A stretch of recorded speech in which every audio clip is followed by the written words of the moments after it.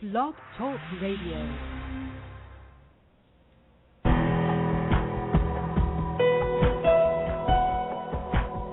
Welcome to our program on Kardec Radio. And now, here's our host, Dr. Vanessa Anceloni. Welcome, dear listener, to Kardec Radio. We are here today in a very joyful opportunity to talk about reincarnation. And there is no other expert in this field on earth today than Dr. Jim Tucker. He has been leading this research for quite a while. He's actually, let's say, in our own words, disciple of Dr. Ian Stevenson. He has so much to share with us.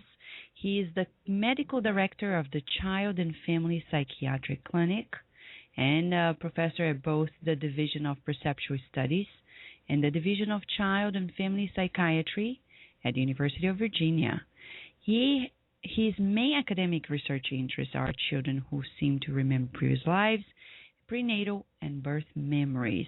He's also the author of the book Life Before Life, a scientific investigation of children's memories of previous lives, which presents an overview of more than 40 years of reincarnation research at the University of Virginia Division of Perceptual Studies.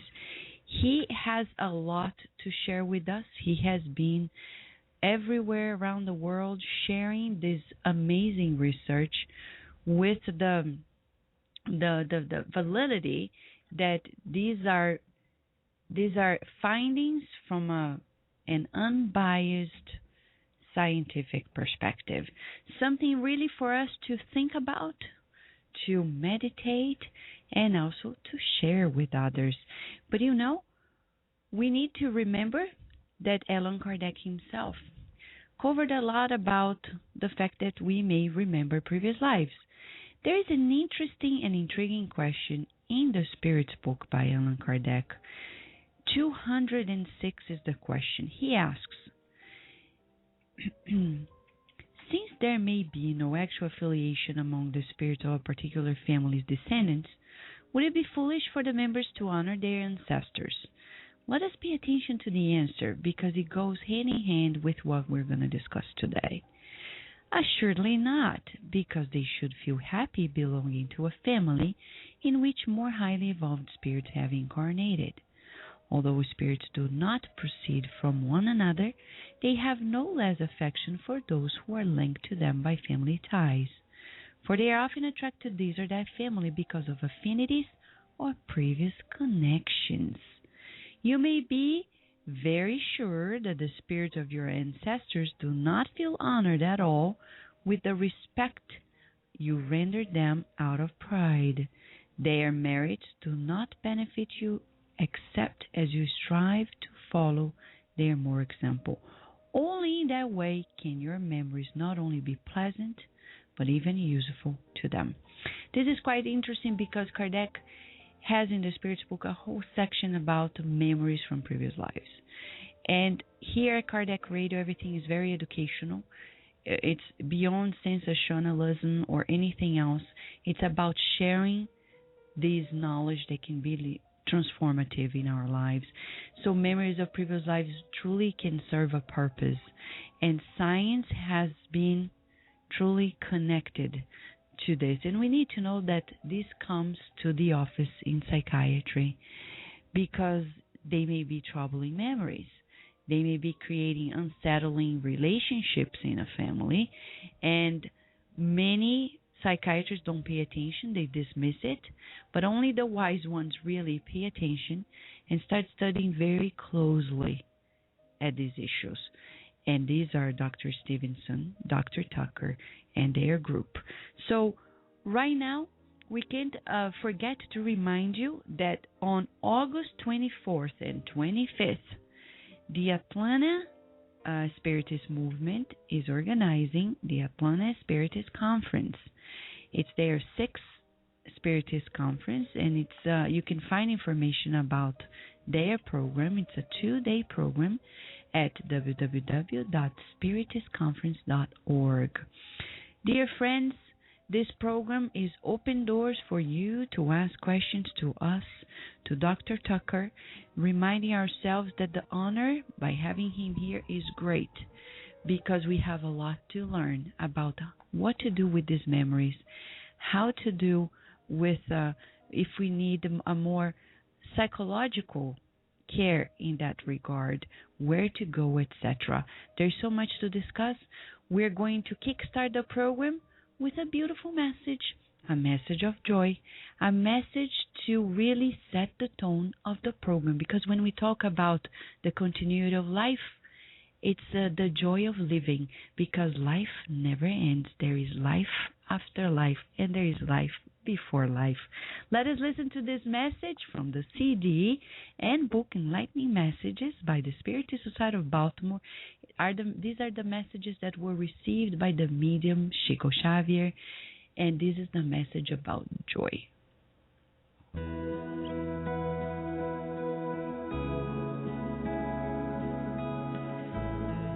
Joy. Joy is the song of the hours when God caresses your passage through the world. Everywhere flowers bloom as smiles of nature, and the wind combs the field's hair with resting music. The water from the fountain is liquefied care in earth's heart, and the small golden grain of sand is a message of joy from the ground. Do not allow, therefore, that your difficulty transforms itself into numbing sadness for others, even if everything appears to conspire against the happiness that you await. Lift your eyes to the smiling face of life that envelops you, and bolster joy wherever you go. Bless and serve always, even among tears. The rose, although subjugated by thorns, still offers its perfume, and sunrise awaits generously for the night to finish in order to renew itself. Daily, in a party of love and light.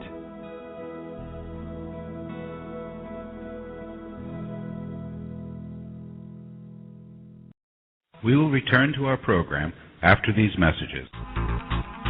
Available for purchase the book, This Obsession, psychographed by the medium Francisco Cândido Xavier. In this book, the spirit André Luiz recruits new groups of workers of goodness whose intent is to aid in the readjustment of those no longer in the physical plane. Learn more by purchasing your copy at www.sgny.org. Kardec Radio, live every Saturday at 11 a.m. Nourish your soul with Kardec Radio.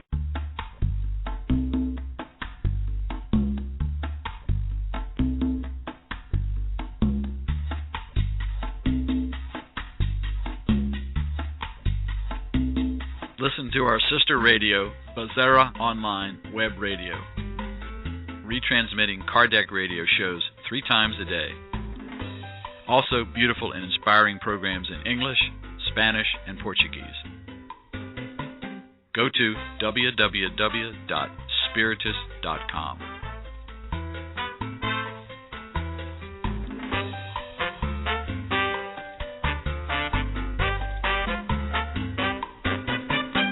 And now we return to our program. Dear listener, it's about life before life. Reincarnation, we live many lives. Have you seen yourself in the mirror today and realized that probably you have lived many lives? And we say probably because we don't want to enforce anything. It's just a reflection for us.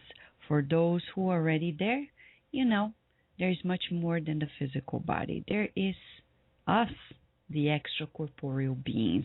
And to discuss about the research that has been done on Earth regarding life before life, we have here with us, the honor of having here with us, Dr. Jim Tucker. He is the medical director of the Child and Family Psychiatry Clinic, the professor at both the Division of Perceptual Studies and the Division of Child and Family Psychiatry at the University of Virginia. His main academic research interests are children who remember previous lives, prenatal and birth memories. He has been writing a lot of articles, but book-wise, he wrote Life Before Life, which is actually a summary of the much he has been investigating on children's memories of previous lives.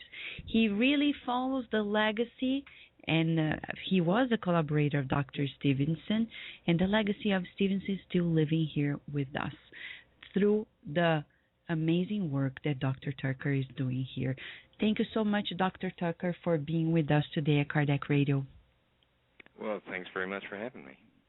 It's so exciting to know that people are paying attention to these issues, but it didn't come out of an intention. It came out of the trouble that children actually were experiencing in their homes with their families.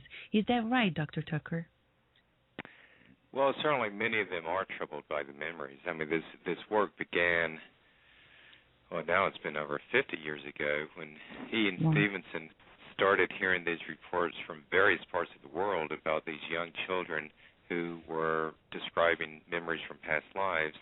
And many of them were quite emotionally upset by the memories, that they would beg to be taken to their previous families. Most of them described dying in a violent or unnatural way, so they were sometimes disturbed by these. They might have nightmares. And once Ian started exploring the phenomenon, of course, he learned that it was a lot more common than people had known before, and just became so interested in it that he then spent the last 40 years of his career trying to study these cases. And you had a collaboration with Dr. Stevenson. You also learned a lot from him, but you also took over his work. Can you tell us about how was it to work with Dr. Stevenson? We truly admire him, especially in the Spiritist movement, because we know Dr. Miranda, who actually discarnated a week ago. He was a good collaborator of Dr. Stevenson in Brazil, and we truly appreciate the work he has done. Can you tell us how was it working with Dr. Stevenson? Well, he was a remarkable person, obviously, and on a personal level, he was always very respectful and supportive. I mean, when I was in private practice, when I became intrigued by this work and started joining basically on a volunteer basis initially, but even though I had no research experience, he was always quite supportive of my efforts to get involved with this work. He was someone who was very meticulous, and that was a real plus in this work, because he would obsessively track down every detail of each case that he studied. And, I mean, that was this careful sort of scientific approach is one that many of us in this field have learned from, not just here at the University of Virginia, but researchers all over the world have sort of used him as a model of how to go about this work. He was also very modest in any claims that he made. I mean, his first book of these cases was called 20 Cases Suggestive of Reincarnation. So he wasn't trying to say he had done anything great, but what he was trying to do is put this data out there and let people judge for themselves. That's really interesting. And another interesting thing about him personally was that if you didn't know the material that he was studying, you might view him as just sort of a typical sort of older generation, very staid academician. I mean, he often came to work in a three-piece suit, and he always had a coat and tie on. And he was very sort of low-key and methodical, just as any academic researcher would be. It just so happens that he was also open to exploring possibilities that much of mainstream science has not been open to. So it was an interesting combination of traits that he had. Wow. And at his time, things were harder, or is it still that hard to lead this research in science today? Well, that's an interesting question. I mean, in many ways, I think people in the general public are more open to these things than ever. But in academia and psychology, I think people may be less open in many ways. So when he was starting out, partly because of the reputation he had established in mainstream psychiatry, he was getting articles published in leading journals, and his books were being reviewed by journals like JAMA, the Journal of the American Medical Association, American Journal of Psychiatry, and the other top journals. Over the years, the people who knew of him from his mainstream work sort of died off or left the field, and newer folks didn't really know that work, and in some ways it has made it more difficult to have mainstream people seriously consider this work because of their own worldview of being very materialistic. Wow, that's interesting. But before we go to the cases on children's memories of previous lives, you also research on prenatal memories, birth memories. It's amazing because many people nowadays are not yet fully aware, I mean the lay public, about the fact that these are true facts, that these are not imagination. So can you tell us something about how this happens, like birth memories, prenatal memories?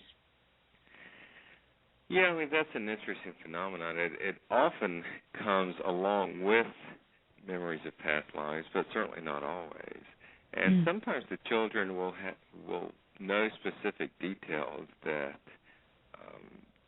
they would have no way of guessing.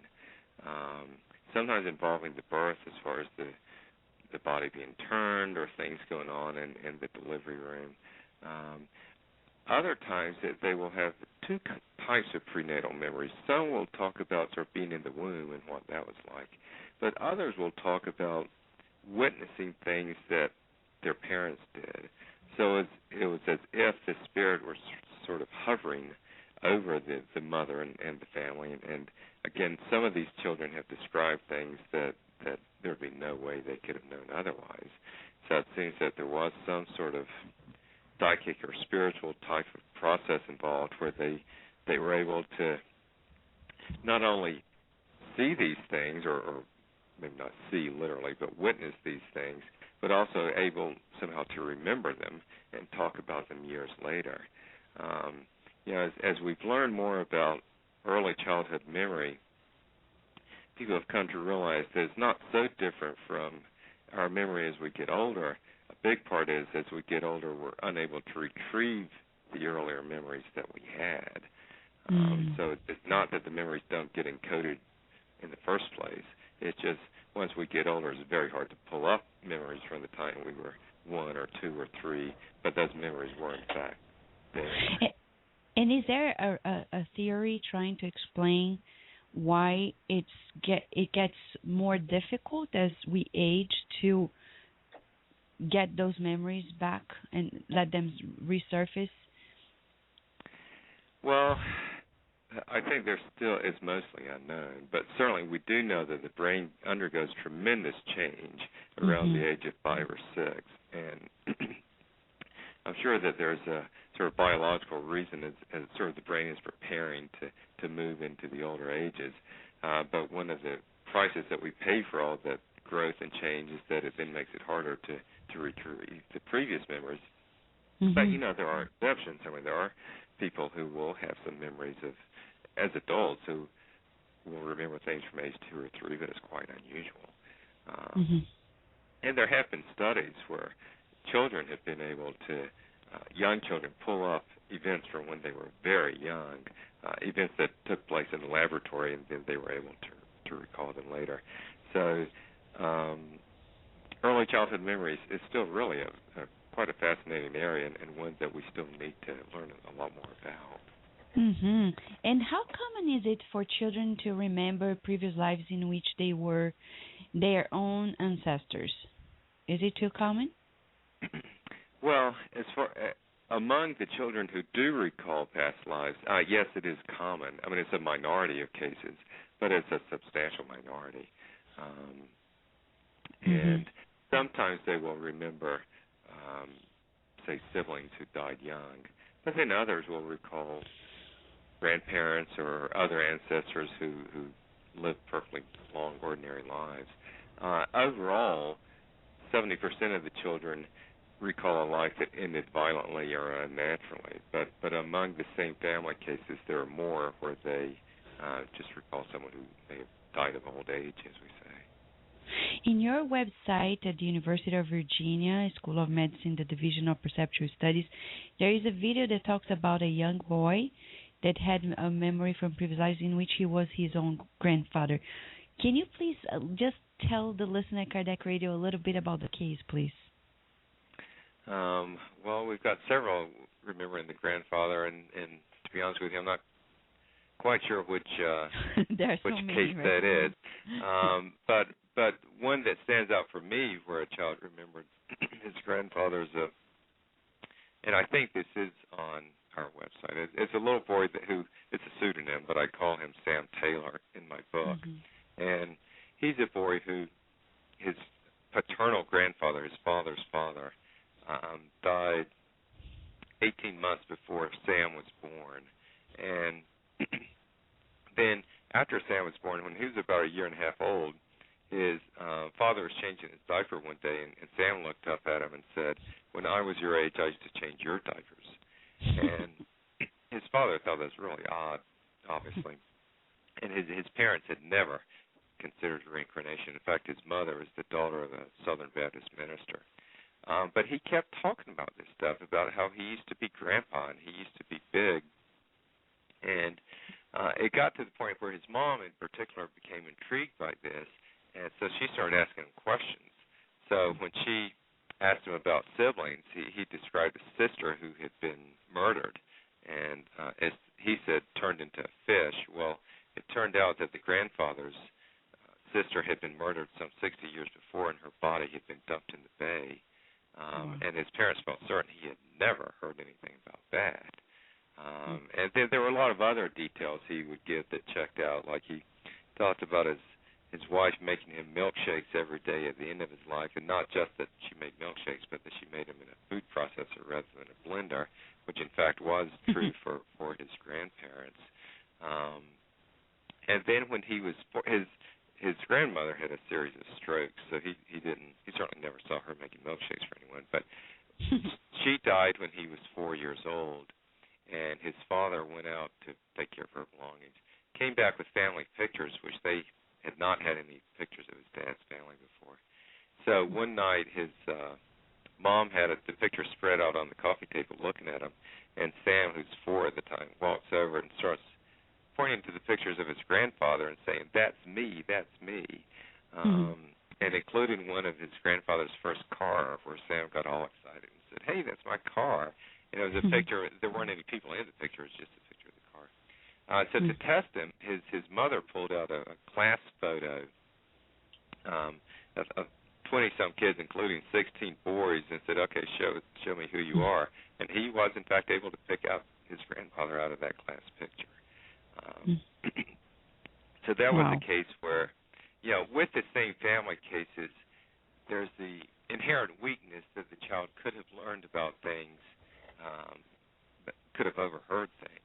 But this is a case where, again, he had such specific details that the parents felt certain he had never heard, because no one talked about a murdered sister from 60 years before.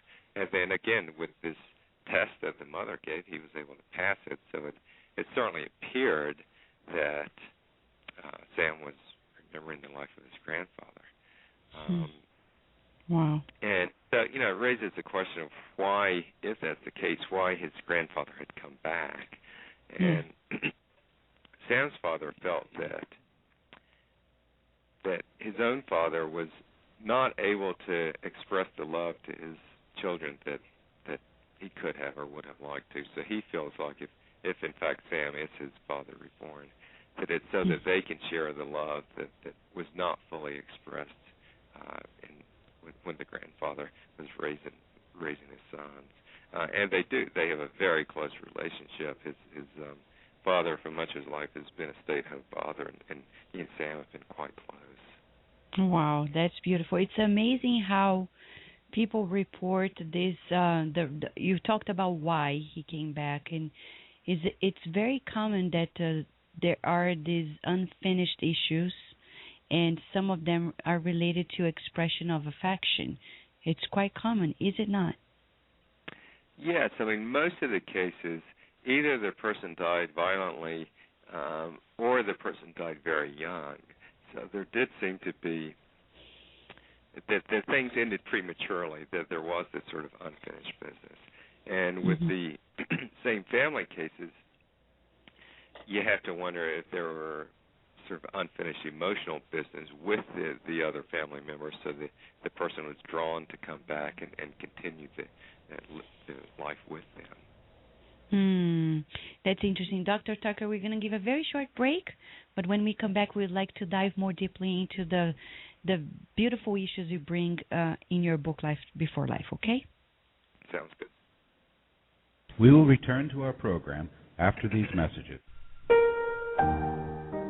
Come and listen to our CD, Unfolding Our Spiritual Nature, Path of Harmony, by Dr. Raul Texera. The CD has questions and answers on euthanasia, suicide, pain relief, past life therapy, prayer and better attunement, law and affinity, the spirit world, raising our thoughts, and much more. You can purchase the CD by visiting SSB online bookstore at www.ssbaltimore.org.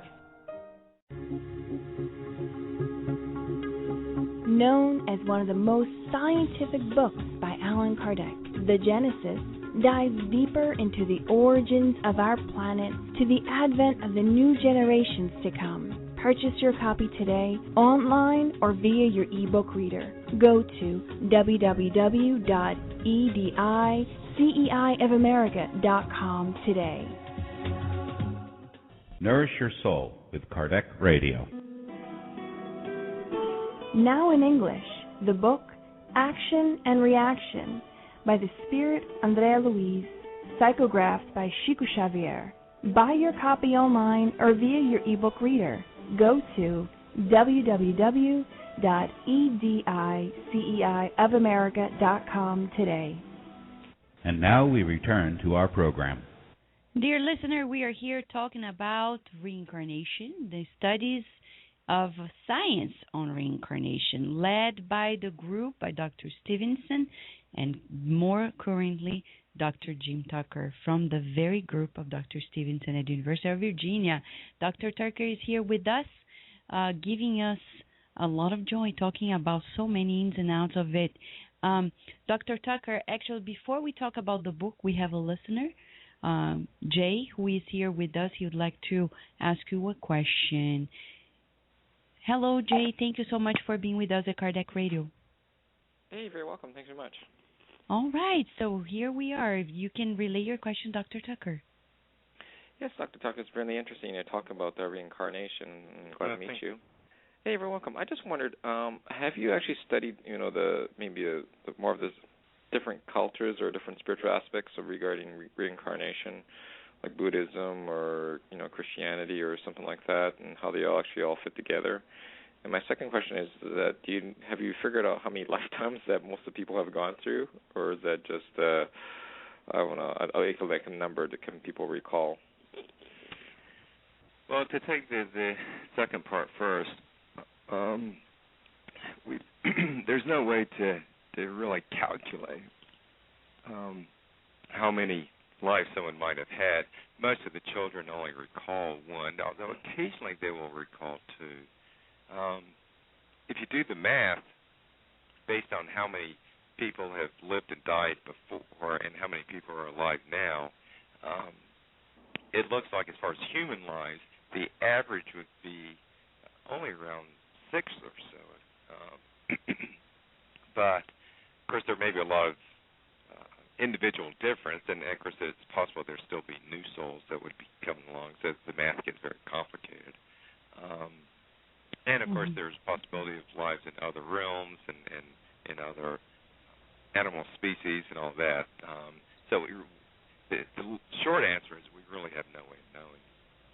As far as the first part about the different cultures and different religions, We do know that these cases are found wherever anyone has looked for them, and in any culture where people have looked. So initially, Ian focused on cultures with a belief in reincarnation, like India or Thailand, certainly some cases in Brazil. But once his work became known, he would start getting letters from American parents whose children had said the same sort of thing. And once we set up our website, of course, we started hearing from a lot more American families, and most of them said that they had absolutely no belief in reincarnation before their children started saying these things. So it's certainly something that can come from any religious type of background. As you may know, with Christianity, there have been Christian groups that believed in reincarnation, certainly the early Gnostic Christians. And in fact, currently, looking at polling, about 20% of American Christians do believe in reincarnation. They hold it usually as a private belief because their church doesn't support that. But it's certainly something that is still fairly prevalent. Even people going to a church that says reincarnation doesn't occur. As far as the specific religious doctrines, these cases don't address a lot of those. What the cases do is provide evidence that memories and emotions sometimes do seem to carry over from one life to another. Whether that means that something like karma is playing a big role, or other type of religious doctrines that are part of, that are added to the sort of the base reincarnation process, we don't know the answer to that, and people may choose to rely on their faith and not just on evidence that's available. That's interesting. Jay? Yes, I have another question. Thank you very much. My question actually is that, you were talking about as we're younger, we actually would say stuff, and, parents wouldn't understand what we were saying, or, I used to be this in a past life, or used to be that. They didn't say that in past life. I used to be this a long time ago. But I just wondered, as we get older, we lose that kind of like memory, but is there a way going through maybe like, hypnotherapy or even, deep meditation to recall what we were before, and maybe in previous lifetimes before that too? Have you talked about people, that? of course, certainly try that. I mean, hypnotic regression is something that a lot of people do and enjoy doing. The problem is that for the vast majority of those, there's no way to verify whether they are memories of things that actually happened. With the best of our cases, the children typically recall a pretty recent memory, a pretty recent life, and they'll give enough details for people to go and check and see, did this in fact happen? With most hypnotic regression cases, you can't do that. And the other big warning sign about hypnotic regression is that hypnosis can be a very unreliable tool, even for memories in this life. I mean, it can be amazingly accurate sometimes, where people will recall, say, a license plate number from a crime scene or whatever.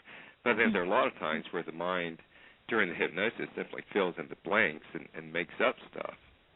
And then once that happens, it's very hard for the person to tell if it was a real memory or something, a part of their imagination. So while it would be great, probably, to be able to learn more about past lives as adults, we're skeptical, frankly, that hypnotic regression is really a reasonable way to try to do that. And the same with meditation. I mean, certainly people do have insights in meditation where they feel that they do experience past lives, and that may be very meaningful to them, but most of the time it's impossible to verify whether it's actually true or not, and which, I mean, it may be, but it's just hard to say. Thank you so much, Jay, for bringing so many interesting questions to us. Thank you for being with us at Kardec Radio, okay? Thank you very much. Thank you much. Thank you. So, Dr. Tucker, as you were answering questions, you mentioned briefly about the possibility that maybe some children experience memories of previous lives as being animals. Is that what you mentioned? Well, that's certainly possible on a theoretical level. And we do occasionally get cases where children talk about having been animals. Now, those are generally completely unverifiable, obviously. But there are cases where children have given verifiable statements about a past human life and also said that they remember having been an animal. So it's intriguing. It's it's sort of an uncomfortable idea for a lot of us, but we try not to rule out any possibility without exploring first.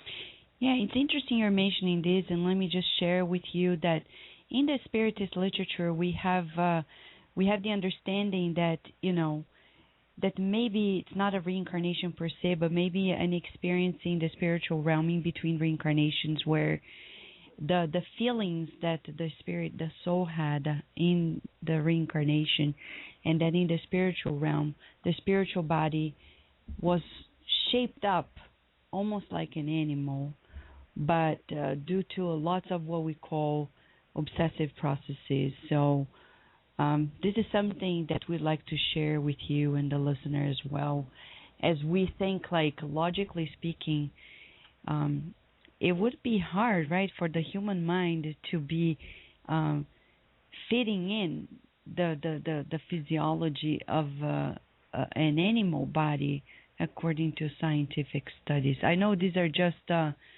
at this point more speculation, scientifically speaking. And again, I mean, it wouldn't necessarily be the human mind, but it's sort of this other part of us that experiences being human and may experience other things. But I mean, the other question you raised about this is one that people have raised in general about these cases. Even though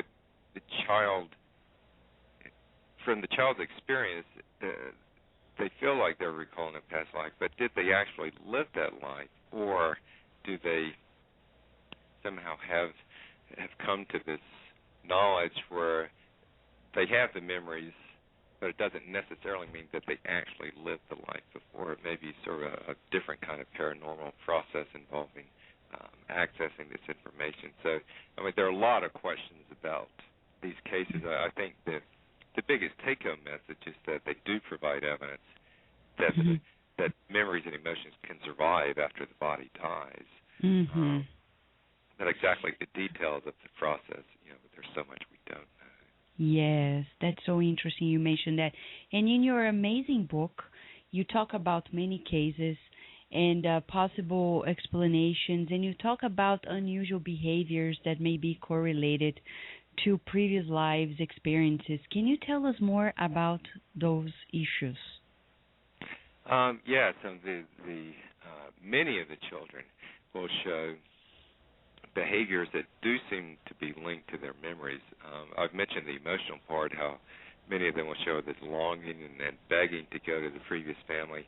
And they'll also show emotions that are appropriate for the relationship that the previous person had with the various family members. So a girl may be very deferential toward the previous husband, but very bossy toward the younger siblings of the previous person, even though those siblings are much older than the child is. And these emotions will usually fade as the memories do around the age of 6 or 7, but there are exceptions, and there's at least one case where the boy eventually grew up and married the widow of the previous person. And then there are also, sorry, I got a little bit of a cold. That's okay. There are also, a lot of the children will show phobias toward the mode of death. So in cases where the previous person died unnaturally, over 35% of the children will show a phobia toward that mode of death. So, for instance, there was a little girl who, from the time she was an infant, she had an intense fear of being in water. So 3 adults would have to hold her down as a baby to give her a bath. And then as she got old enough to talk, she described the life of a girl in a nearby village who had drowned in an accident. And that's the kind of thing that we frequently see. And sometimes these things will come out of nightmares where the children would repeatedly have the same nightmare of some sort of violent death, and then also describe it during the day about how this is a past life. Also, some of the children will, in their play, will show patterns that seem connected. So this is often the occupation. So there's a little boy who would play for hours on end in a biscuit shopkeeper, and he recalled the life of someone who had done that, and the boy was so compulsive about the play that he would refuse to go to school and fell behind in his schoolwork and really never caught up. There's also a case in my my new book that's coming out soon of James Leininger, who people may know. It's an American case, and this kid recalled a pilot who was shot and killed in World War II, and he would repeatedly take toy planes and say, airplane crashed on fire, and slam it nose first into the family's coffee table. And that they have a picture of the coffee table, and there are dozens of dents and scratches where he just repeatedly in his play was acting out a plane crash. And then he also had horrific nightmares of the same thing. And it's a long, involved story, but eventually we've got very good documentation that he was recalling the life of a particular pilot who was killed in the Pacific during World War II. Wow, that's amazing. But as you're saying this, we have these conditions that are escalating today. Autism, ADHD in children, etc. Do you think these may be connected to previous lives experiences? And if so, as a listener from Brazil, Maria Fernanda, she's asking if that's the case, would it change the strategy to treating these conditions? Well, the short answer is we just don't know. I spend much of my time doing clinical child psychiatry work, and you're right, the estimates of the prevalence of both of those conditions seems to be going up. But there's so many things that could be related, and particularly the environment.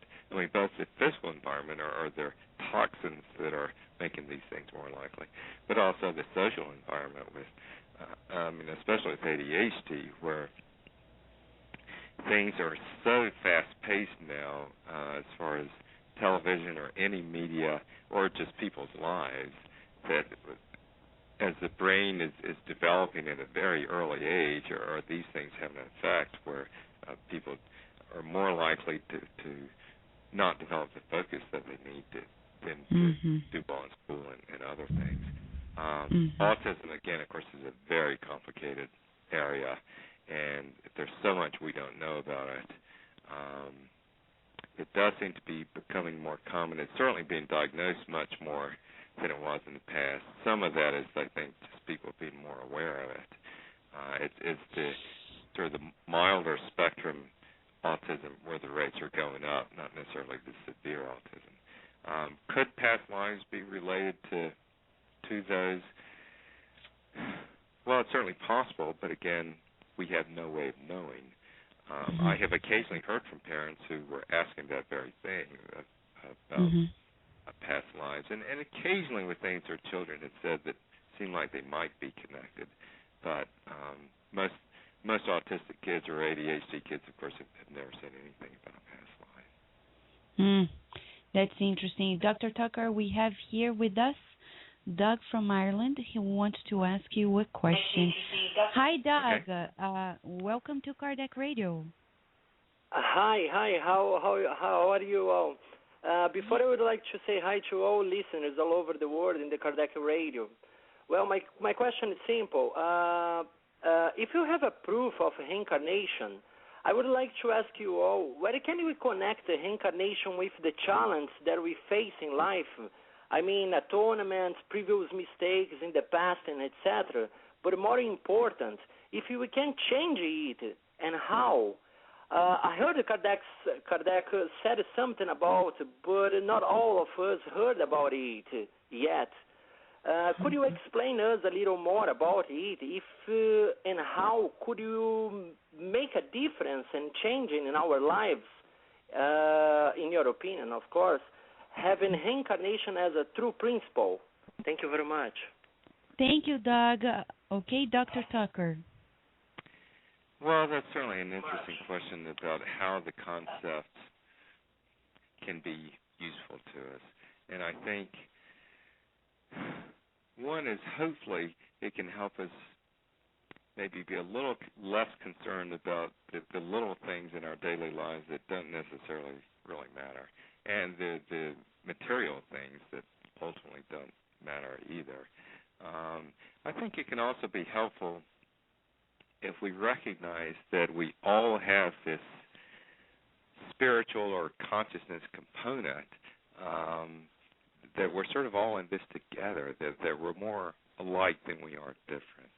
And we can also see that different lives, if in fact there is reincarnation, then just because I may identify strongly as being, say, an American Christian in this life, but that doesn't mean that that's at my core who I am. I may be a Buddhist in Thailand the next life.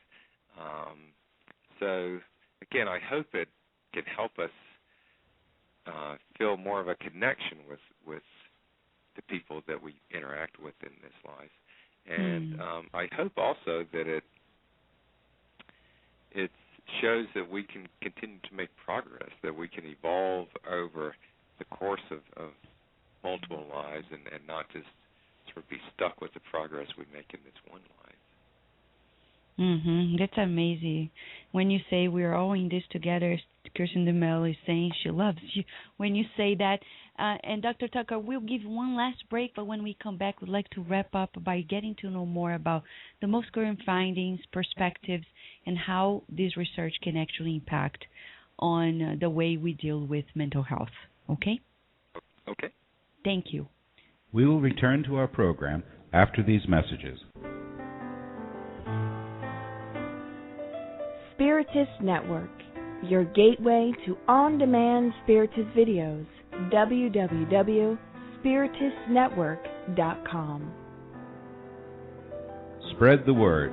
Kardec Radio, to learn more about Spiritism. Want to find a good way to explain life after physical death to kids or teenagers? Check out the book Message from a Teen in the Spirit World by the Spirit Neo Lucio and Psychograph by Chico Xavier. In this book, a teenager named Carlos explains his impressions on the new life in the spirit realm with his discarnate relatives and new friends. Purchase your copy online at www.ssbaltimore.org.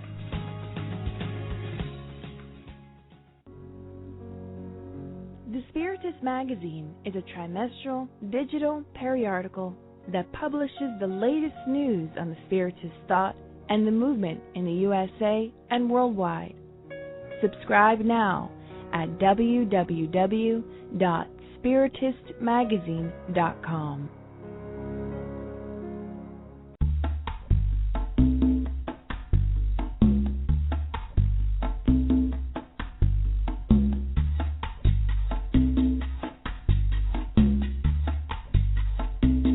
Listen to our sister radio, Bazera Online Web Radio, retransmitting Kardec radio shows 3 times a day. Also, beautiful and inspiring programs in English, Spanish, and Portuguese.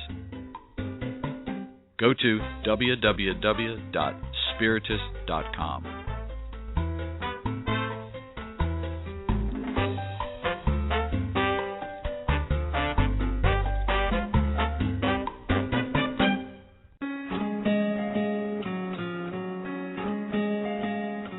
Book, A Primer on Being Good by the Spirit May May, psychographed by the medium Chico Xavier, explains in simple language appropriate for children 2 paths in life, the path of good or the path of evil. God has granted us the freedom to choose either one. Purchase your copy online at www.ssbaltimore.org. Now we return to our program. Dear listener, we are here talking about reincarnation with Dr. Tucker. Dr. Tucker, for those who want to know more, you can get his information at the website of the University of Virginia Medical School, the Division of Perceptual Studies. And he also has a book, Life Before Life. We were just talking about some points on the book before the break.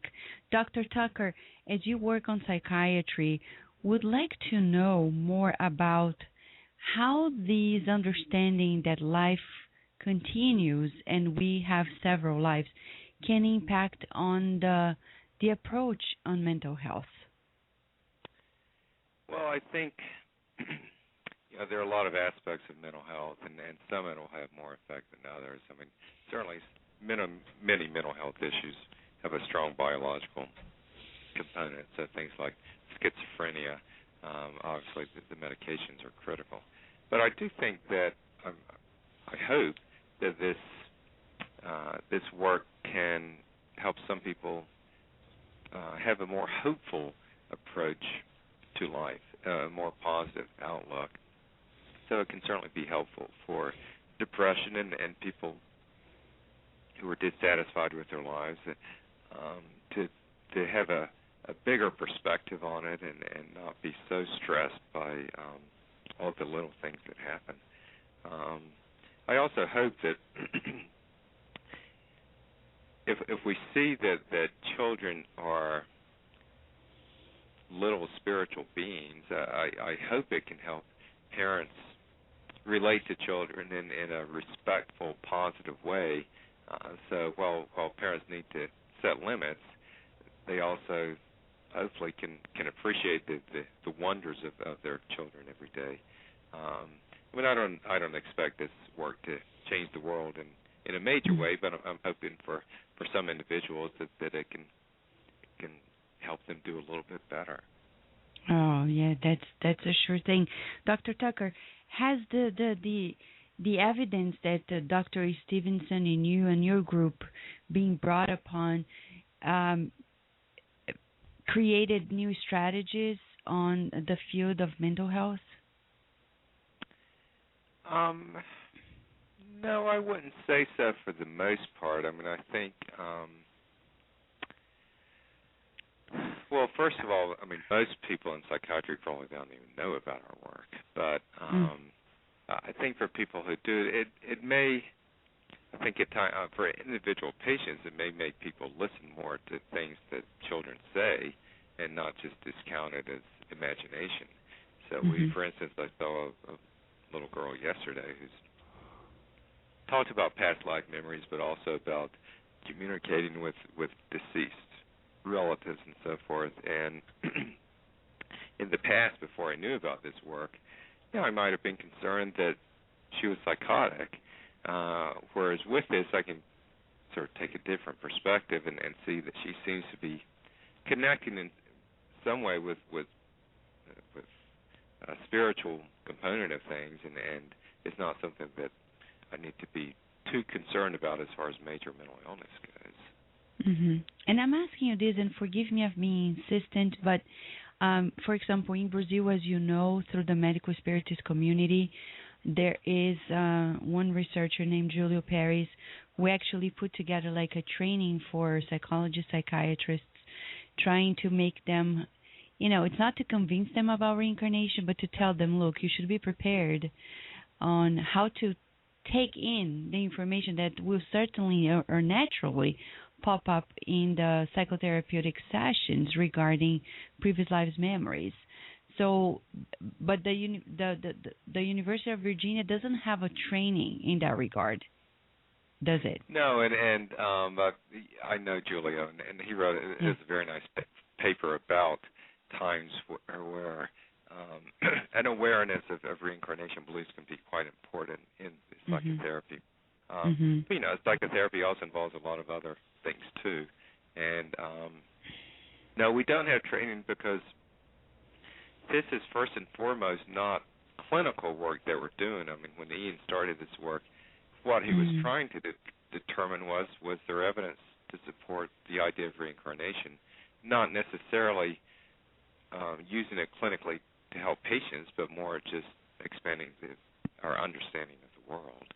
And that's pretty much still the case. I mean, certainly when I interact with families, there are times I'm offering support or counseling, but many of the children, frankly, don't.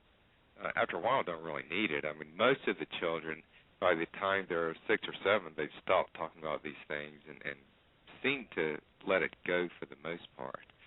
Now, it can be really difficult before they get to that point, I mean, with nightmares and crying and everything else. But for the most part, the kids are able to eventually process it, accept that that's in the past and now they're in this life, and then they get fully involved in it. Interesting. Dr. Tucker, we have here a question by Carlos Diaz from Kardec Radio's team. He's asking if you think that this approach is the future of what are the perspectives on reincarnation research? Well, I'm not sure exactly what that question is asking. Can you As about the perspective on reincarnation, I mean the perspective of the research you're doing on reincarnation, what does the future hold regarding it? Okay. Well, one thing as far as the perspective goes, when Ian was doing this work, he focused primarily on where he could get cases, which was cultures with a belief in reincarnation.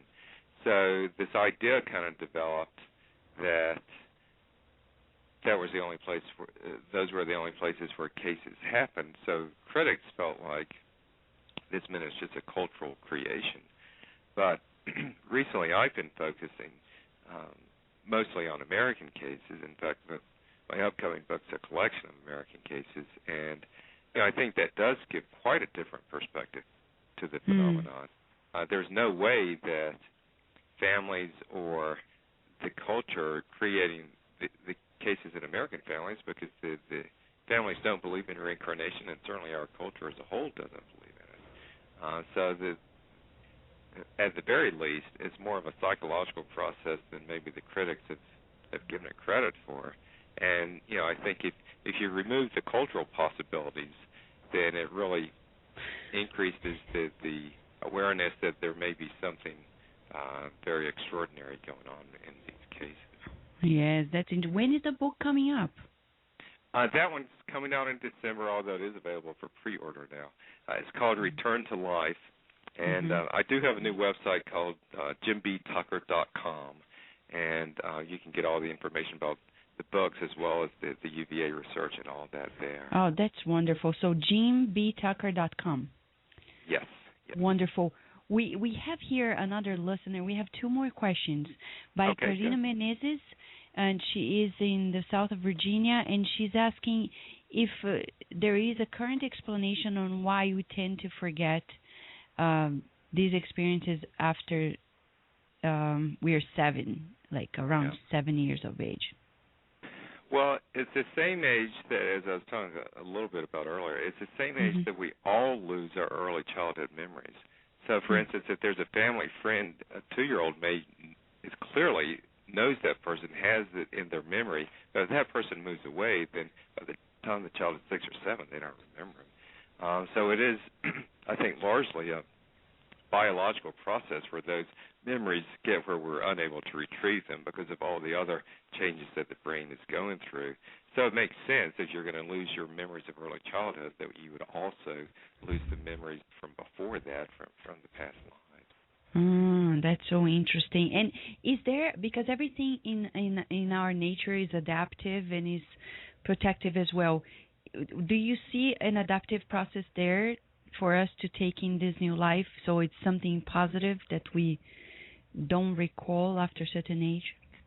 Well, I do. I mean, I think it's important that we all focus primarily on experiencing this life and what we can get out of it. And certainly, I mean, there may be patterns from previous lives that are helpful to look at, but I would hate to be able to remember every little detail from multiple lives. I mean, it's hard enough to deal with some of the things I remember from this life. So, we all try to focus on the moment, living in the moment, and experiencing it and being the best person we can. And I think being burdened by Now we have a question, Dr. Tucker, about in the Gospel according to Spiritism, there is a message that talks about the fact that if we observe very closely a baby and a child in the very early years, through the tendencies, we can almost understand what possibly, considering reincarnation is a done deal, then we could almost tell that by the tendencies of this child today, who he or she might have been in the past. What would you say in that regard? Well, Ian Stevenson wrote about this third factor involved in personality development, that we know that biology plays a big role. I mean, genetically, we may inherit various tendencies. We know that the environment plays a big role in shaping the people we become. But he argued that there was also this third factor, meaning past lives, that the individual brings something to this life that also affects the personality development. So I think that's certainly possible, that seeing the person at the earliest age, it does tell you something about sort of who they are at their core, and that may also relate to the previous lives that they've had. Mm-hmm. Now, Kirsten DeMello from Baltimore, who is also a Kardec Radio's team, she sent us a question she would like to relate to you. Has your life changed or been affected by this research you have been doing?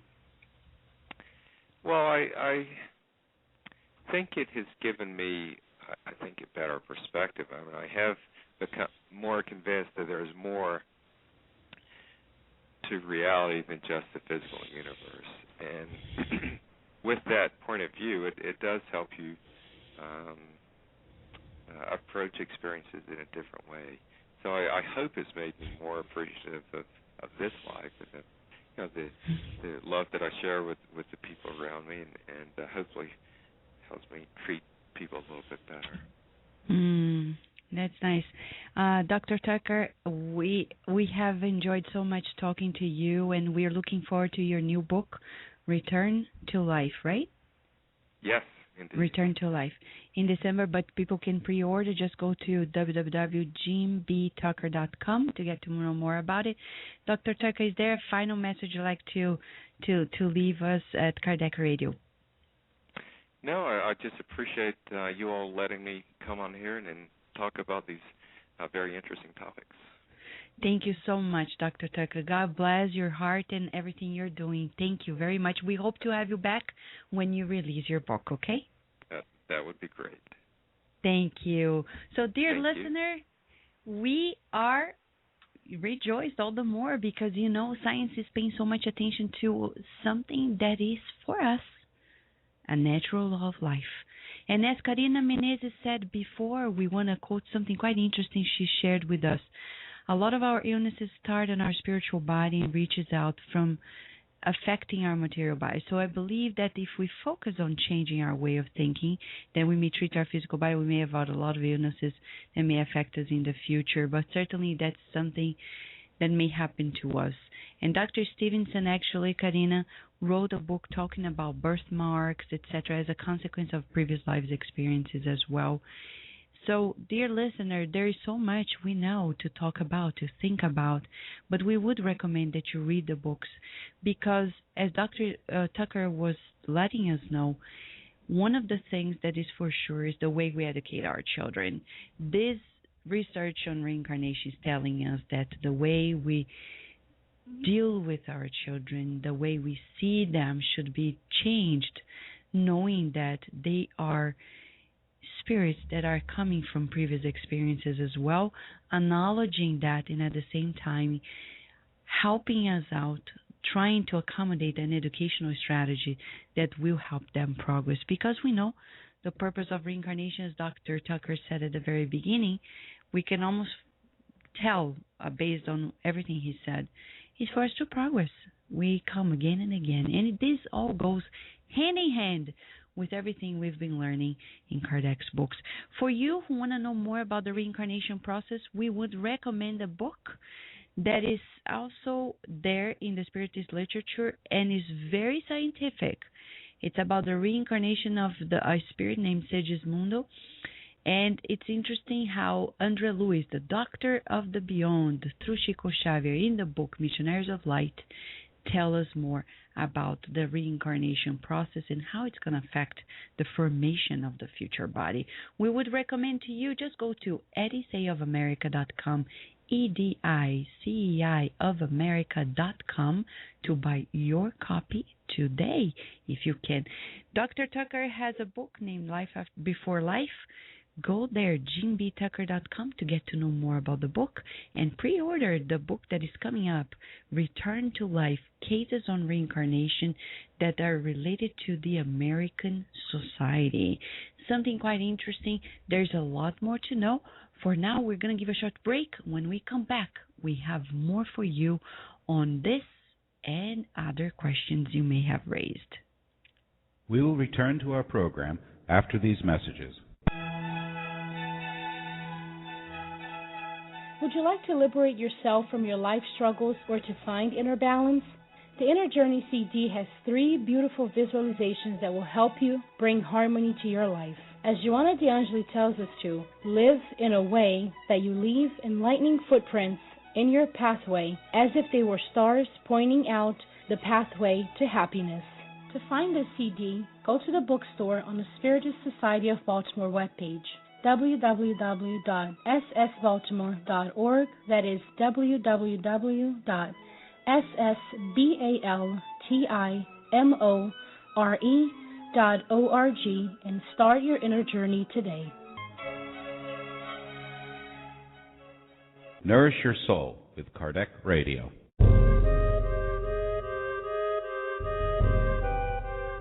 A new masterpiece has just been released by EDICEI of America, Memoirs of a Suicide by Yvonne Pereira, a phenomenal book about what happens to suicides in the afterlife.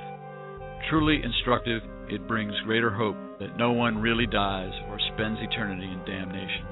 A true account of the mercy and providence of God. Buy your copy today at www.ediceiofamerica.com.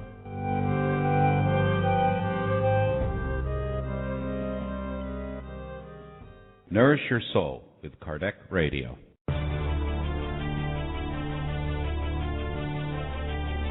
Now available for purchase, the book Chico Xavier, Medium of the Century by Guy Léon Playfair. This is the first biographical and critical study in English of one of the outstanding mediums of all time, through whom more than 450 books were received by automatic writing over a 70-year period, few of which, until recently, were available in English translations. Purchase your copy today at www.roundtablepublishing-uk.com, www.roundtablepublishing-uk.com. And now we return to our program. Dear listener, we were here talking with Dr. Tucker about life before life.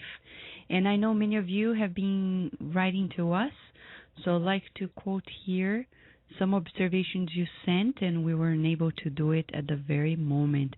As Cynthia Fabretti from Maryland says, in Spiritism we believe that we have many incarnations as necessary for our moral and intellectual progress.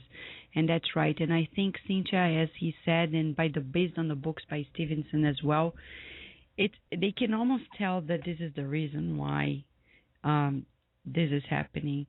And there shouldn't be any other reason but our progress. We also have here a question that we were unable to relay because the interview ended before we saw the question. It's about Karina Menezes. Should be possible that certain experiences before birth of a child or during could cause a traumatic effect more than when they are older. If there is so, understanding prior to birth, why would this be a traumatic experience?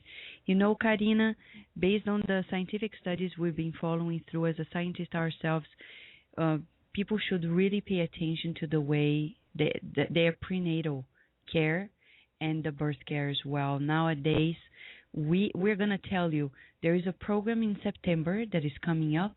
We're dedicating to a new technique that uses hypnotherapy to help pregnant moms deal with prenatal life and prenatal care and birth care in a completely different perspective. It's about what they called hypnobirthing, and the very founder of the movement and of the technique, Mary Mongan, is going to be here with us in September. So just wait and see, because there we're going to talk about the importance of being very diligent regarding prenatal care and birth, and why these things may be causing traumas and how they really impact in our lives as an adult. Also, we have here another question. Let me see. Another question. When Maria Fernanda asks about hypnotherapy to cure past incarnations. You know, Julio Paris, the doctor from Brazil, he talks a lot about that, and there are around the world good hypnotherapists that can help heal previous lives' memories, trying to put it all together. We will soon, I think it's going to be the end of August or September, have here with us an expert who is from Maryland, and she's going to talk about hypnotherapy and how you can deal with it. But we would say, in a spiritist perspective, don't push your previous lives' memories. If they surface spontaneously through nightmares or through dreams or through emotional experiences, fine. But don't go there digging in, because as in the Gospel according to Spiritism, it says forgetfulness of the past is a blessing from God. And as Dr. Tucker was confirming, there's so much already happening in this life. Why would you go there and bring it back unless it comes naturally? And of course, Maria Fernanda is saying, but what if we don't want to know about previous lives? Do we forget that? It doesn't depend on our will, Maria Fernanda.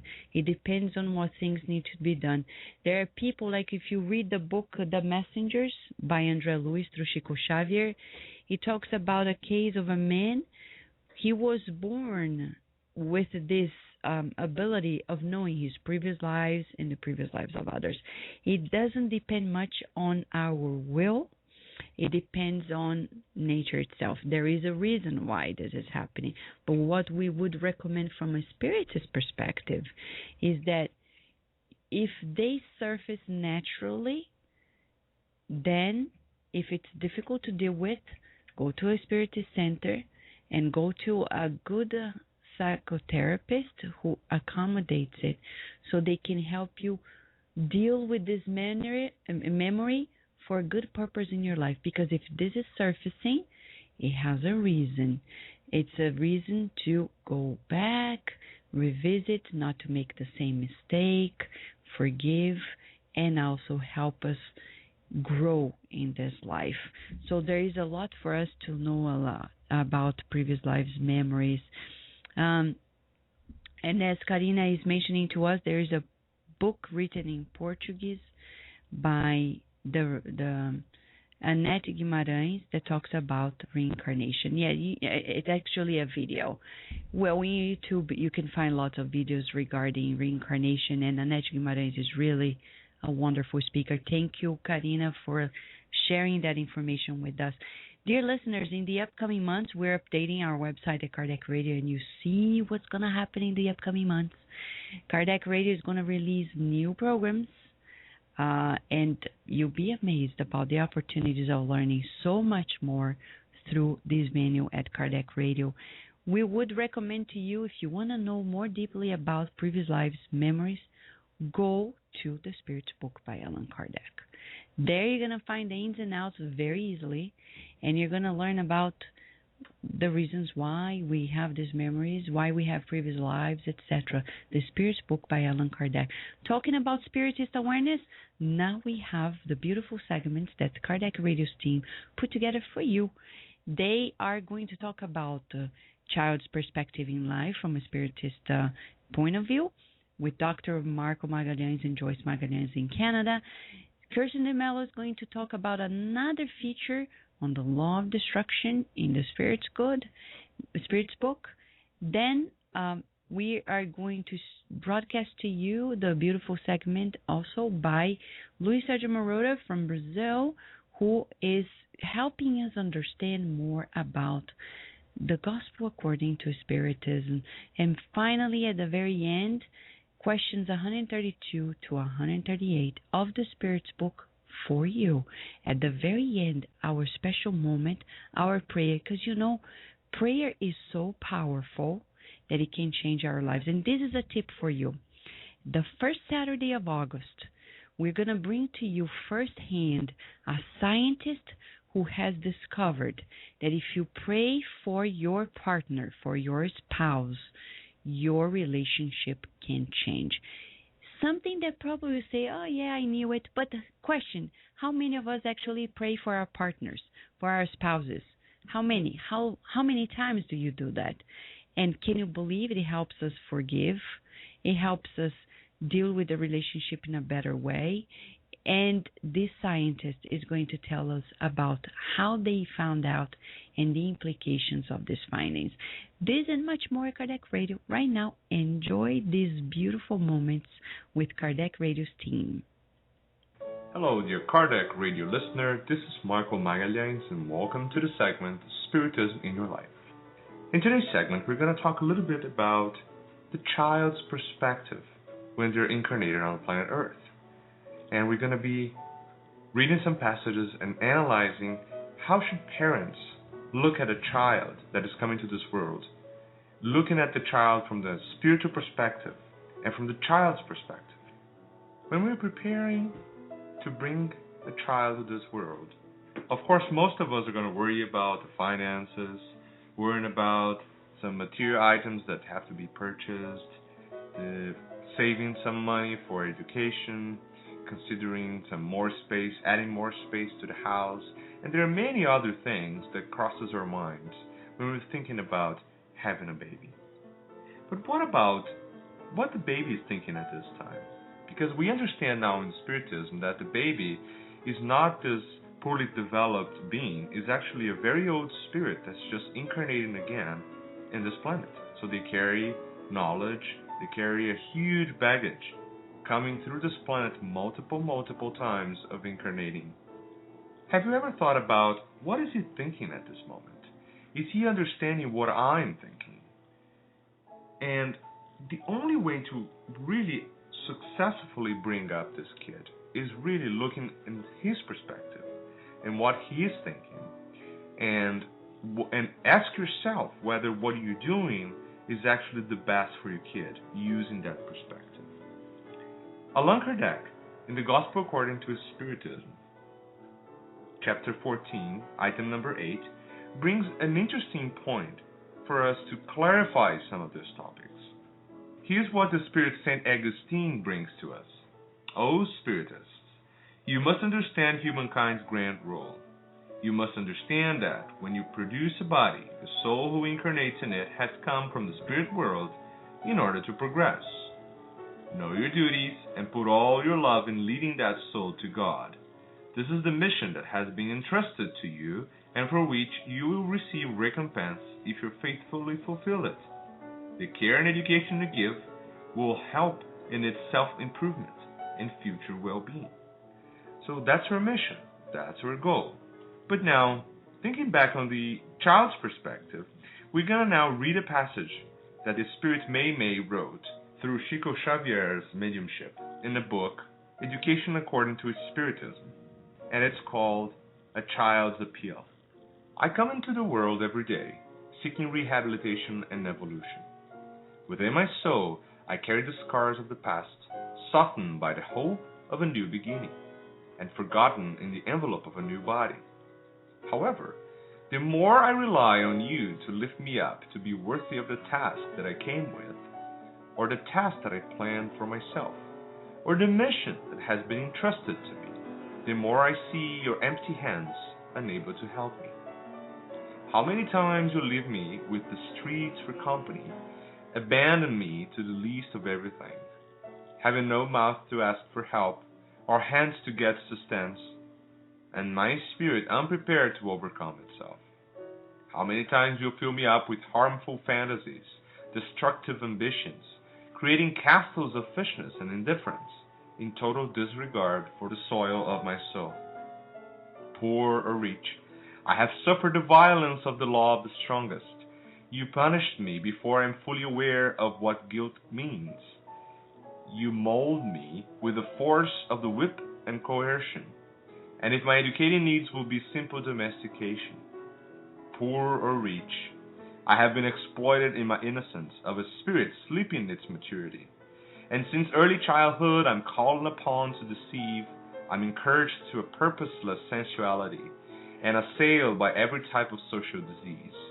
And yet, dear adult, what can you expect of the future if you do not turn benevolent eyes towards me, a child? What kind of transformation you want for the world if you do not throw yourself with all the strength of your soul to educate me? We are so many in this planet of transition. We are coming en masse, searching for the opportunity of ascension, asking for the privilege of collaborating with you in the building of a joyful tomorrow. I beg you, do not forget me, because I'm your son, your pupil, your grandchild, always your brother, asking and needing just enough love and patience to make myself into a good man and companion to your ideas. The Spirit may.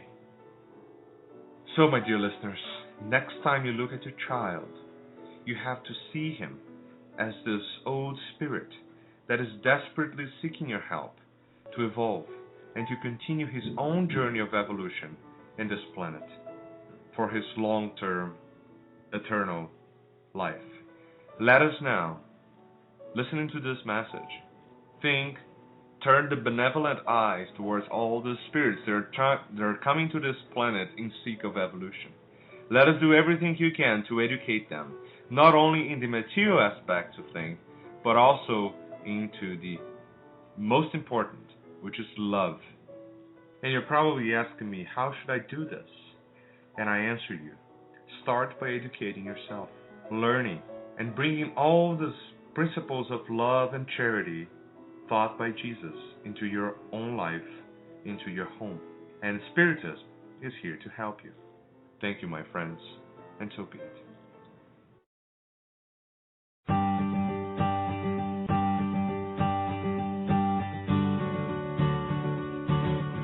Welcome back, dear Kardec Radio listeners. I am Kirsten DeMello, your host, and this is the Spiritist Moment.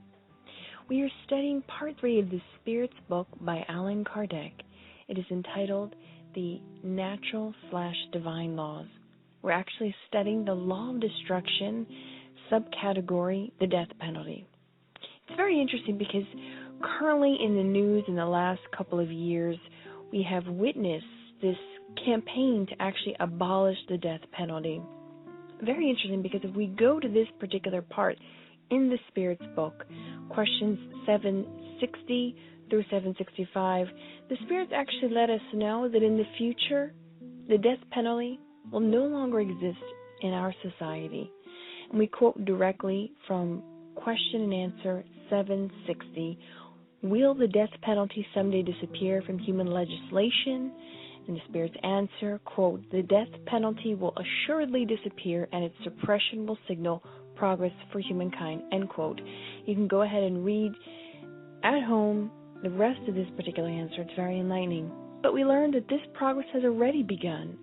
Just within the last few years, there was actually this campaign that was going on to really abolish the death penalty.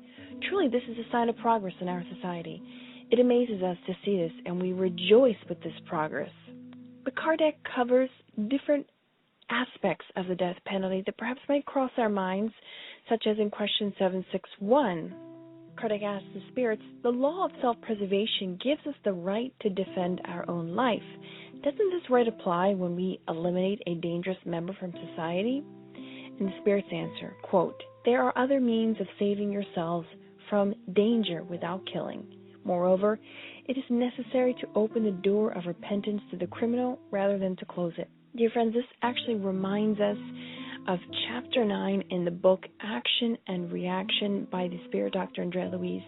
In that particular book, in that particular chapter, as the assistant Silas is interceding in a particular case, he actually shares with us something that is very much of the same thought. When he states that we need to give our enemies the opportunity to rectify, to redress, and to fix the wrongs that they have done. It's a fascinating idea, it's visionary, and it's not easy, but it is the goal to be obtained. And that goal is very difficult to obtain when we cut short the life of those who need the opportunity to redress the errors they've made in the past. This particular subcategory even touches on the fact that, well, what about in less civilized societies in centuries past, wasn't this death penalty, wasn't necessary? And the spirits enlighten us something very interesting. They say that, in fact, not really, that necessary is not the right word, that people always think something is necessary when they cannot find anything better to do or any other better choice to make. That's interesting, because sometimes we tend to hit a wall and we think that, well, since we've hit that wall, then we are left no choice but then to do the worst of things. When the spirits are telling us here, it is an opportunity for us to think outside the box. And that just because in uncivilized societies from years and centuries ago couldn't come up with any other better solution, doesn't mean that that was the best solution.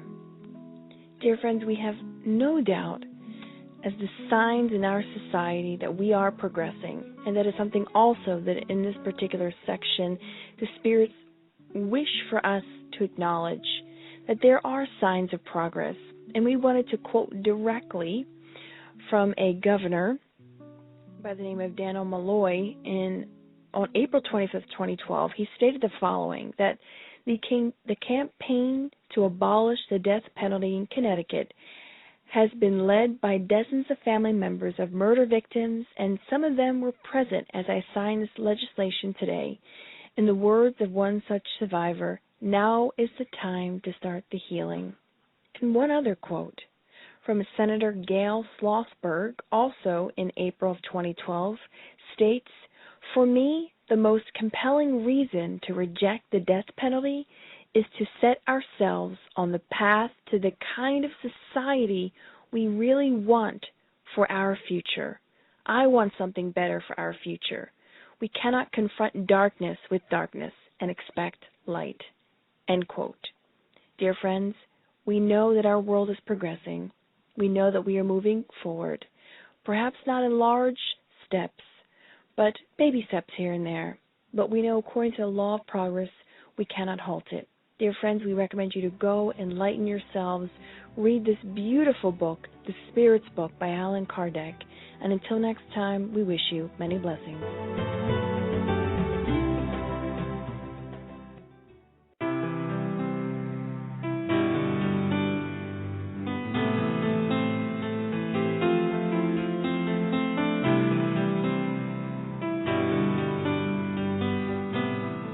Here, our universe may be one of numerous parallel realities.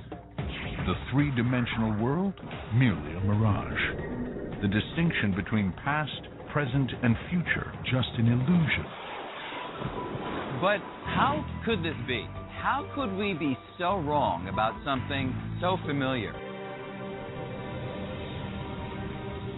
For thousands of years, we've been trying to unlock the mysteries of how the universe works.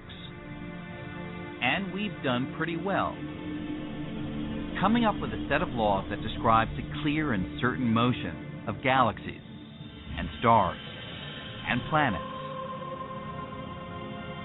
But now we know, at a fundamental level, things are a lot more fuzzy, because we've discovered a revolutionary new set of laws that have completely transformed our picture of the universe.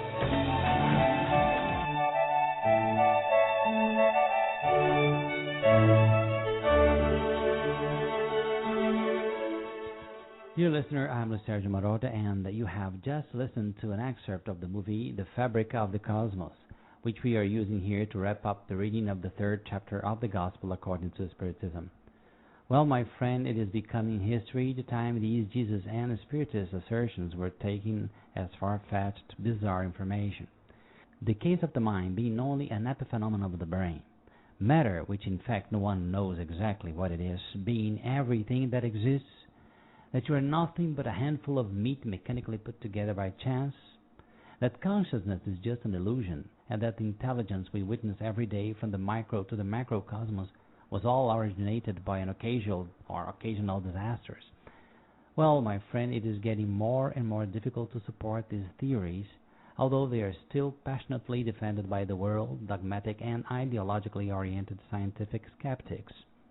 The number of those who saw their voices to establish a new paradigm in the scientific world get each day higher and higher, and it's just a matter of time, and we will understand the majesty of this spirit called Jesus, that says that no secret would be kept unrevealed.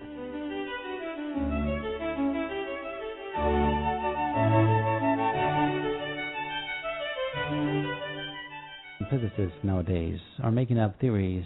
Many of them match the direction of what spiritualists have been addressing for a long time now. Take this passage in the book And Life Goes On by Chico Xavier and the spiritist André Luiz. There's an instructor, he's talking to a woman, and there he says that matter, we quote, matter is clotted light, divine substance that suggests the omnipresence of God. Well, years later, listen to what a physicist, Bob Tobin, writes on the pages 46 and 47 of his book, Space, Time, and Beyond. Matter is nothing but light captured in a gravitational way. Well, my friend, that's what Spiritism does. It does not get stuck on the phenomenon.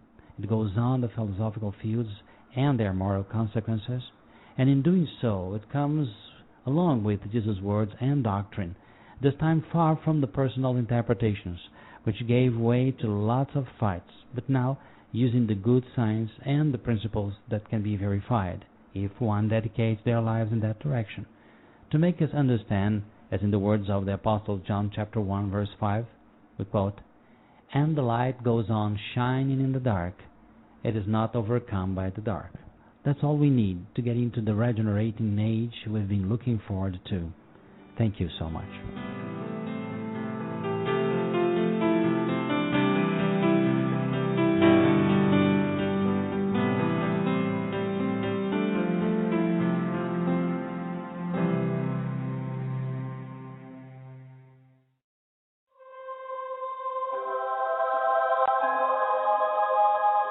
The following partial recording is taken from the Spirits book by Allan Kardec, The Incarnation of the Spirits.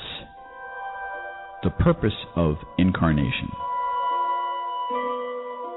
Question 132. What is the purpose of the incarnation of spirits? God imposes incarnation for the purpose of leading spirits to perfection. For some, it is an expiation. For others, a mission. However, in order to reach this perfection, they must undergo all the vicissitudes of corporeal existence.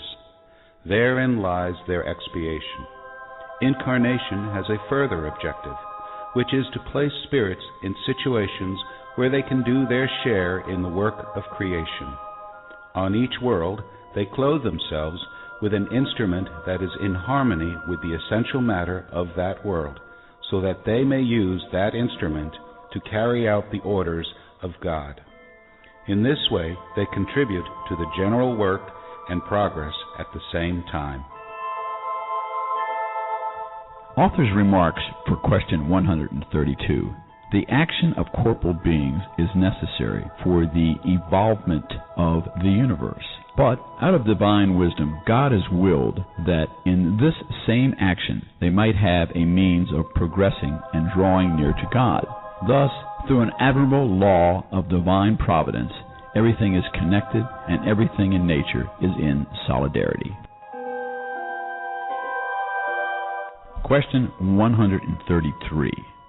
Is incarnation necessary for spirits who have followed the path of the good from the beginning? All are created simple and ignorant, gaining instruction through the struggles and tribulations of corporeal life. Since God is just, God would not make some blissful without their having deserved it through hardship and work. Sub-question 133. But then what benefit is there for spirits to follow the path of the good if it does not exempt them from the hardships of corporal life? They reach the goal more quickly. Moreover, the hardships of life are often consequences of a spirit's imperfections. The more purified it becomes, the fewer torments it will have to suffer. Spirits who are not envious, jealous, greedy, or ambitious will not have to endure the torments that result from such defects. The soul. Question 134. What is the soul? An incarnate spirit. Sub-question 134A. What was the soul before its union with a body? A spirit.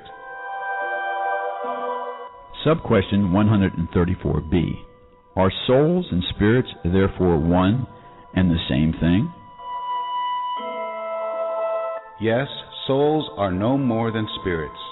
Before uniting with the body, the soul is one of the intelligent beings who populate the invisible world, and it later temporarily assumes a physical envelope in order to purify and enlighten itself.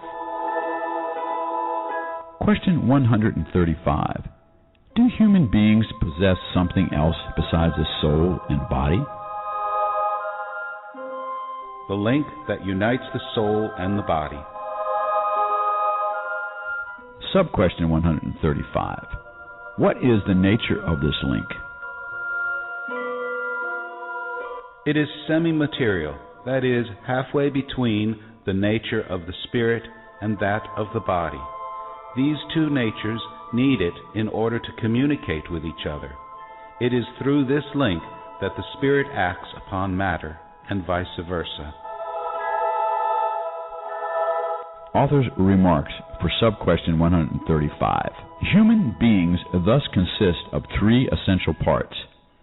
Number one, the body or material being, similar to that of the animals and animated by the same vital principle. Number two, the soul or incarnate spirit, which inhabits the body.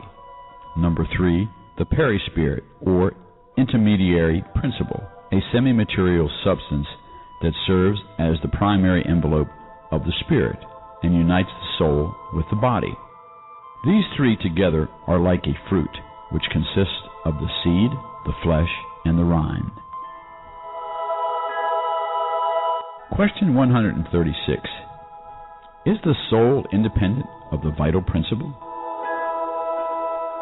The body itself is more than an envelope, as we have repeatedly stated. Sub-question 136A.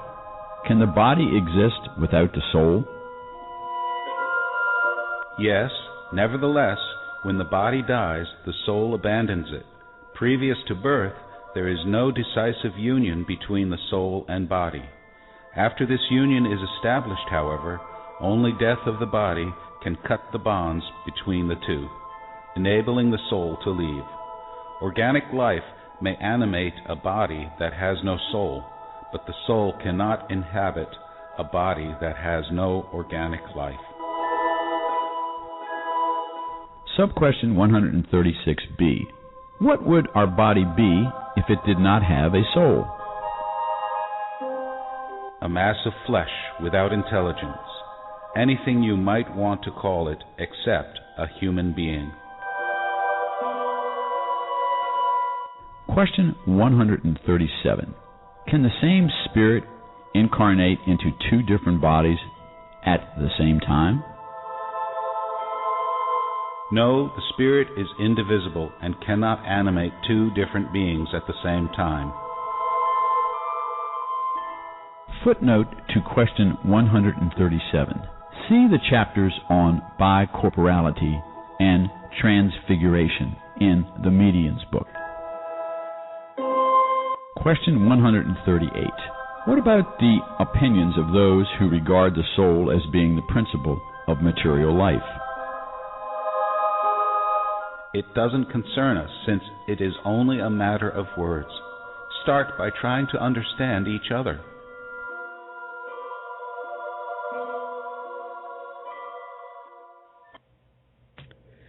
Dear listener, we hope you have enjoyed the whole program today.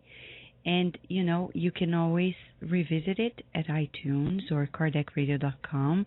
Now we have a session in which you can go to previous shows and scroll down to the whole list of it. Since day one, we are already past 110 shows already. So it's a lot of programs that truly they are never going to be outdated because they talk about immortal reality.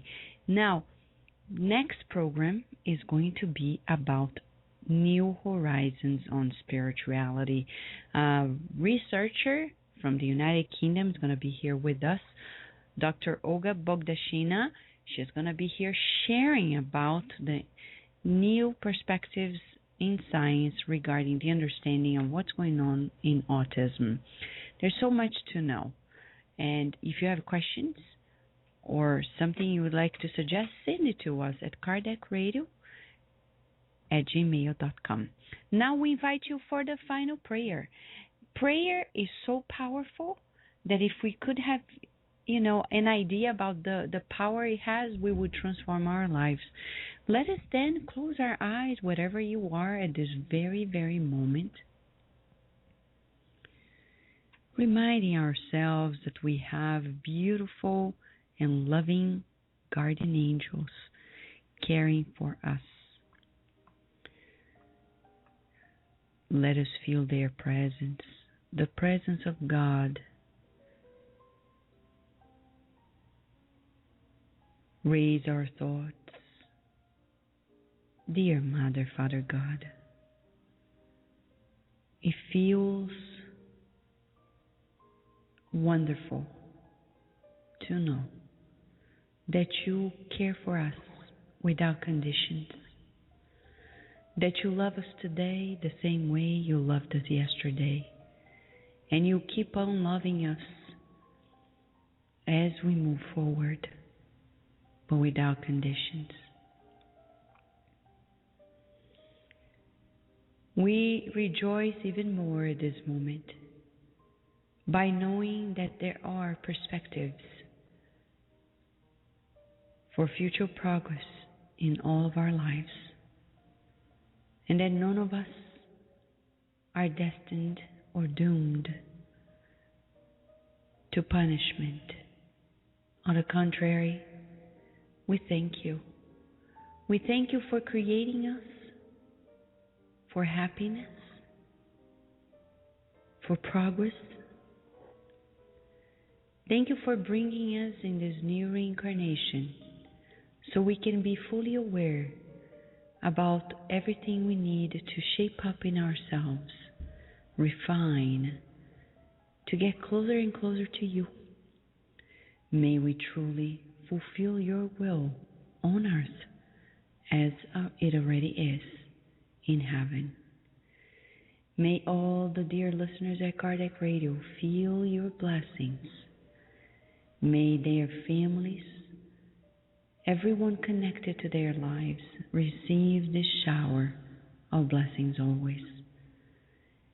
And especially would like to dedicate this prayer to the scientists on reincarnation, especially Dr. Jim Tucker, for being so dedicated and devoted to a cause that is certainly transformative in our society. May we stay under your guidance, under your protection, and with your permission, we close these moments of reflection at Kardec Radio, and so be it. Now, dear listener, we hope to talk to you in a week. It's about New Horizons on Autism. Many blessings to you. Enjoy your days in this reincarnation.